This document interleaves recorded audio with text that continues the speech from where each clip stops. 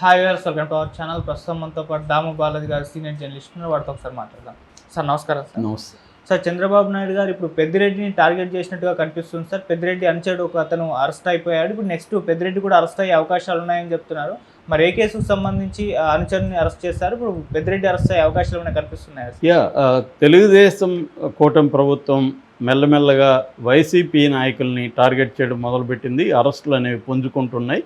ఒక పక్క మద్యం కేసులో అరెస్టులు మొదలైపోయినాయి. ఆల్రెడీ కసిరెడ్డి అరెస్ట్ అయ్యాడు. మిథున్ రెడ్డిని విచారించారు. రెండో పక్క జత్వాని కేసు కూడా స్పీడప్ అయింది. సీతారామాంజనేయుల్ని అరెస్ట్ చేశారు. గోరంట్ల మాధవ్ జైల్లోనే ఉన్నాడు. వల్లభనేని వంశీ జైల్లో ఉన్నాడు. పోసాని కృష్ణమురళిని ఆల్రెడీ అరెస్ట్ చేశారు. ఇలా వరుసగా ప్లాన్డ్గా ఇటు సోషల్ మీడియా మీద స్టార్ట్ అయింది, రెండో వైపు అధికారుల మీద స్టార్ట్ అయింది. అది మెల్లమెల్లగా ఇప్పుడు సీనియర్ వైసీపీ లీడర్ల మీద టార్గెట్ చేసి సీనియర్ వైసీపీ లీడర్లలో కీలకమైన లీడర్స్ ఎవరైతే ఉన్నారో వాళ్ళందరినీ టార్గెట్ చేసి వాళ్ళందరి మీద కేసులు, జైళ్ళు ఈ కార్యక్రమం తెరలేపినట్టుగా మనకు కనబడుతుంది. దీంట్లో తెలుగుదేశం మీద తెలుగుదేశం కేడర్ కానీ తెలుగుదేశాన్ని సపోర్ట్ చేసే మేధావులు, జర్నలిస్టులు తీవ్రమైన విమర్శలు పెడుతున్నారు గత కొంతకాలం నుంచి. చంద్రబాబు అండ్ కో అంటే లోకేష్ కావచ్చు, చాలామంది కుమ్మక్కైపోతున్నారు వైసీపీ నాయకులతో.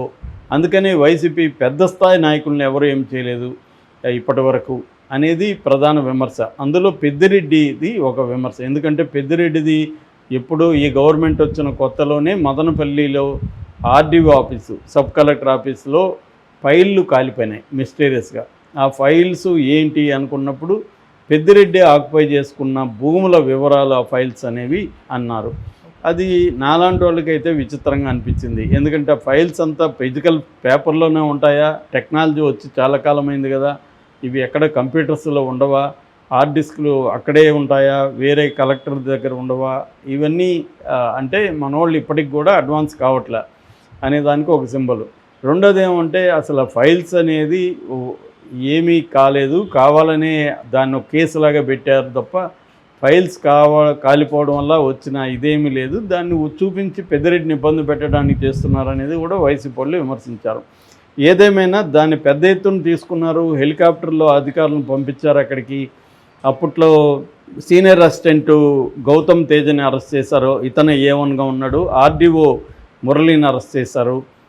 ఇతను A2గా ఉన్నాడు. ఇప్పుడు నిన్న ఒక పరిణామం చోటు చేసుకుంది. అదేంటంటే వంకమద్ది మాధవ్ రెడ్డి అనే అతన్ని నిన్న చిత్తూరు జిల్లా రొంపిచెర్ల మండలం పెద్దగొట్టిపల్లి ఫామ్ హౌస్లో అతన్ని అరెస్ట్ చేశారు. ఇతను చాలా దగ్గర వ్యక్తి. పెద్దిరెడ్డి రామచంద్రారెడ్డికి రైట్ హ్యాండ్ అని చెప్తారు ఈ మాధవ్ రెడ్డిని అరెస్ట్ చేశారు. మాధవ్ రెడ్డి A3గా ఉన్నాడు ఈ కేసులో. సో మాధవ్ రెడ్డిని అరెస్ట్ చేశారు కాబట్టి ఇప్పుడు మాధవ్ రెడ్డి వాంగ్మూలాన్ని తీసుకొని పెద్దిరెడ్డిని, మిథున్ రెడ్డిని ఇద్దరిని కూడా తండ్రి కొడుకుల్ని అరెస్ట్ చేయబోతున్నారు అనేది వార్త వైరల్ అవుతుంది. ఇది ఏ స్థాయిలో నిజమా అనేది చూడాలి. ఎందుకంటే ఫైల్స్ కాలిపోయినాయి. ఏం ఫైల్స్ కాలిపోయినాయి అనేది ఎగ్జాక్ట్గా ఎవడు చెప్పట్లేదు. పెద్దిరెడ్డి కొన్ని ల్యాండ్స్ ఆక్యుపై చేసుకున్నారు, ఆ ఫైల్స్ని తగలబెట్టించాడు పెద్దిరెడ్డి అనేది అందరూ కూడా ఇవాళ నమ్ముతున్నమాట వాస్తవం. అయితే దాన్ని కోర్టులో ఎలా ప్రూవ్ చేస్తారనేది పక్కన పెడితే అసలు ఎందుకు ఇప్పటివరకు పెద్దిరెడ్డిని అరెస్ట్ చేయట్లేదు, మిథున్ రెడ్డిని అరెస్ట్ చేయట్లేదు అనేది పెద్ద ఎత్తున చర్చ జరుగుతుంది. మిథున్ రెడ్డిని మాత్రం మద్యం కుంభకోణంలో అరెస్ట్ చేయడానికి తీవ్రంగానే ట్రై చేసింది. అయితే మిథున్ రెడ్డి సుప్రీంకోర్టు వరకు కూడా వెళ్ళి తనకు కొంతకాలం అయితే ఊరట తెచ్చుకున్నాడు. కానీ పెద్దిరెడ్డి రామచంద్రారెడ్డి మాత్రం అటాక్ చేస్తూనే ఉన్నాడు ఈ ప్రభుత్వం మీద.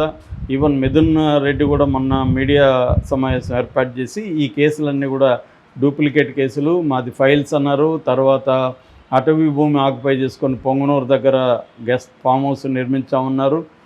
ఇప్పుడేమో మద్యం అంటున్నారు. ఏది కూడా తేలలేదు. ఇంకా మా మీద పెట్టాల్సింది మిగిలినవి ఒక డ్రగ్ కేసు, ఇలాంటివే ట్రాఫికింగ్ కేసు, ఇలాంటివి పెట్టాలి తప్ప ఇంక వేరే ఏమీ లేవు, అన్నీ పెట్టేశారు వీళ్ళు. కానీ ఒక దాంట్లో కూడా ప్రూవ్ చేయలేదు అనేది వీళ్ళు చెప్తున్నారు. నిజానికి పొలిటికలీ మోటివేటెడ్ కేసులో ఏది కూడా కోర్టులో ప్రూవ్ అయ్యి శిక్షలు పడేవి వెరీ వెరీ రేర్. ఒక లల్లు ప్రసాద్ యాదవ్ లాంటి వాళ్ళకే జరిగింది తప్ప మామూలుగా జనరల్గా పొలిటికల్ రైవలరీలో కేసులు పెట్టేవి వేధించడం కోసమే. ఎందుకంటే మన దేశంలో ప్రాసెస్ ఈజ్ పనిష్మెంట్ అంటారు. పోలీస్ స్టేషన్ దగ్గర నుంచి స్టార్ట్ అయ్యి జైలు వరకు ఈ పనిష్మెంట్ అనేది శిక్ష పడకముందే పనిష్ చేయొచ్చు. మనం అనుకుంటే గవర్నమెంట్స్ అనుకుంటే ఒక వ్యక్తుల్ని పనిష్ చేయొచ్చు. ఇప్పుడు ఈమెను తీసుకెళ్ళి 6 నెలలు పెట్టారు. ఆ తర్వాత ఏమైంది ఆ కేసు? మద్యం కేసు తెలీదు. జగన్ది 16 నెలలు జగన్ జైల్లో పెట్టారు. 12 ఏళ్ళు అయిపోయింది. ఏమైంది ఆ కేసు? ఏమీ అవ్వలేదు. సో ఇలాగ ఇప్పుడు వివేకానంద రెడ్డిది 6 ఏళ్ళు అయిపోయింది. ఏమైంది ఆ కేసు? ఏమీ జరగలేదు. కానీ వాళ్ళని జైల్లో పెట్టారు. సో ఇలాగేందంటే శిక్ష పడకుండా జైళ్ళల్లో పెట్టి కేసులు అని చెప్పి పోలీస్ స్టేషన్ దగ్గర నుంచి వేధించడం అనే కార్యక్రమం చేయడానికి కోసమే ఈ కేసులు పెడతారు ప్రధానంగా. అంతేగాని దీన్ని ప్రూవ్ చేసి వాళ్ళకి శిక్ష పడాలనేది పెట్టరు. ఎందుకంటే వాళ్ళు కూడా ఇదే పని చేస్తారు. అవినీతి అనేది ఏ పార్టీ ఉన్నా అవినీతి కంపల్సరీ జరుగుతుంది. అది వైసీపీ ఉన్నా, తెలుగుదేశం ఉన్నా, బీజేపీ ఉన్నా, కాంగ్రెస్ ఉన్నా అవినీతి లేని పార్టీలు ఏవి లేవు. ఆ మధ్య కూడా మనం బాండ్లు చూసుకున్నప్పుడు ఫండ్ చూస్తే ప్రతి పార్టీకి కోట్లు ఇచ్చారు ప్రతి కంపెనీ. అంటే ఇప్పుడు మెగా ఉంది ఫర్ ఎగ్జాంపుల్. మెగా వాళ్ళు బీఆర్ఎస్కి ఇస్తే అర్థం చేసుకోవచ్చు, బీఆర్ఎస్ అధికారంలో ఉంది. కాంగ్రెస్ ఎందుకు ఇచ్చారు? ప్రతిపక్షంలో పవన్ కళ్యాణ్కి కూడా 10 కోట్లు మెగా ఇచ్చింది. ఎందుకు ఇచ్చింది అంటే ప్రతిపక్షాలు కూడా తాము చేసే అక్రమాల మీద గట్టిగా మాట్లాడకుండా వాళ్ళకు కూడా ఇస్తారు.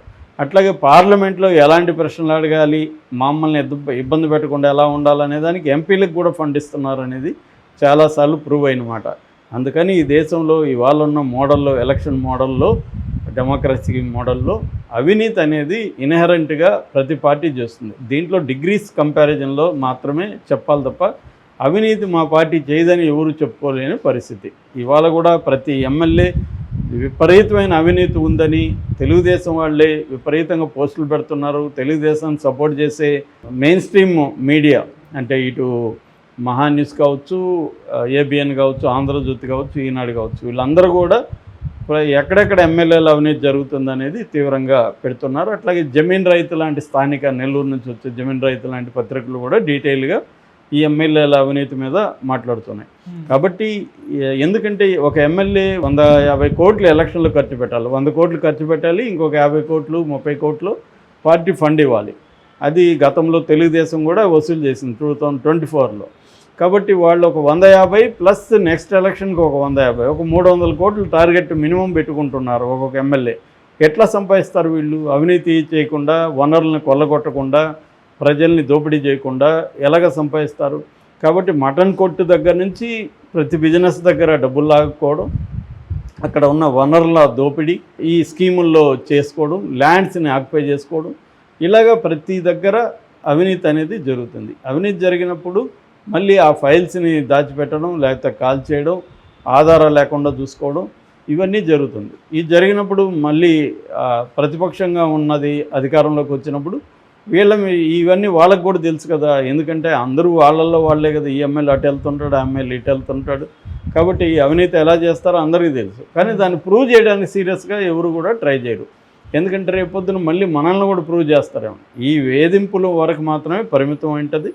సో ఇప్పుడు పెద్దిరెడ్డి రామచంద్రారెడ్డిది కూడా అంతవరకే జరుగుతుంది. పెద్దిరెడ్డి కూడా ఒక పక్క లీగల్గా ఫైట్ చేస్తున్నారు వాళ్ళు. మన ఈనాడు, ఈటీవీ, మహా వాళ్ళకి లీగల్ నోటీస్ పెద్దిరెడ్డి ఇచ్చాడు. 100 కోట్లు నష్టపరిహారం కట్టేవాల్సి ఉంటుందని కూడా నోటీసులు ఇచ్చారు. ఒక పక్క లీగల్ ఫైట్ చేస్తున్నారు, ఒక పక్క పొలిటికల్ ఫైట్ చేస్తున్నారు.